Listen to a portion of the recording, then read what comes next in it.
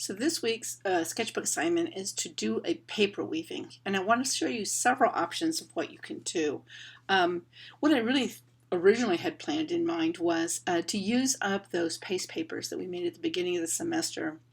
I really like the way the patterns overlap with each other. Here's a few examples and a few more. So that's one option. You can create some kind of, I don't know, crazy, interesting set of patterns here. The next idea is maybe not use those paste papers, but just use up some other papers that you may have around.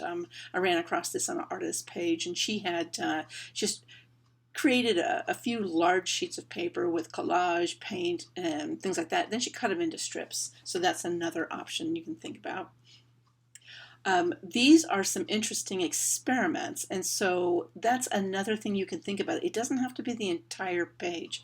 It can be like a small, like the center one here. These are just little experiments in color, and you could just do something like that and then glue that into your page. Another one I ran across online is this optical art approach for elementary school, but I think this could be really cool done in a more sophisticated way. The two pieces on the left, the black and white, those are by Victor Vassarelli and Bridget Riley. And so the ones that you could use, or the ones that they're showing here, are done with just solid color construction paper. And I think that could be a really nice approach as well. This is the instructions that they gave for that particular assignment.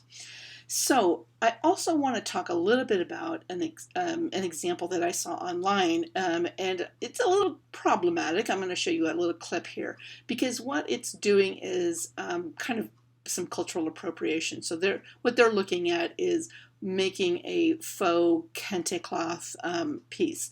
But I do like the approach. I just don't want to try to muddy the waters by claiming any kind of cultural background or make something, to imitate. So I'm going to use the same basic method when I make mine, but I'm not going to try to pass it off as any kind of culturally based project.